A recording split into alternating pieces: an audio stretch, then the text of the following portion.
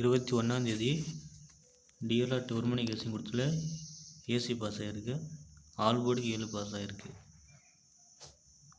21 single போர்டில் 6 மணி கேசிங் கொடுத்துருக்கேன்பா. A board all board 2 8 கண்டிப்பாக ஏதோ ஒரு போர்டு வரும். சிங்கிள் போர்டில் பார்த்தீங்கன்னா ஏ போர்டுக்கு 2, பி போர்டுக்கு 4, சி போர்டுக்கு 8. ஏன்னா சி போர்டுக்கு 7 தானே 8, பி போர்டுக்கு 5 4, சி போர்டுக்கு ஏ போர்டுக்கு 3 தான் 2 கொடுத்துருக்கேன். ஸோ சிங்கிளாக 248.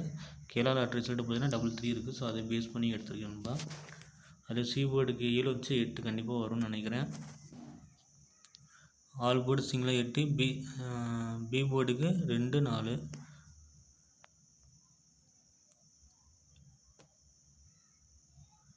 சி போர்டுக்கு 2 8.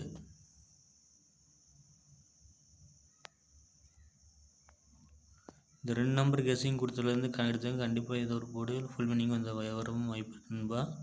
ஆல் போர்டு 2 8, நீங்கள் 2 ட்ரை பண்ணால் 8 ட்ரை பண்ணலாம். 8 வந்து சி போர்டாக இருக்கணும். 2 வந்து இதில் என்னமோ வரணும். கேலார் ரிசல்ட்டு பார்த்தீங்கன்னா 3 சி போர்டுக்கு 7 வந்துடுச்சு. ஸோ அதனால் வந்தாலும் வரும்.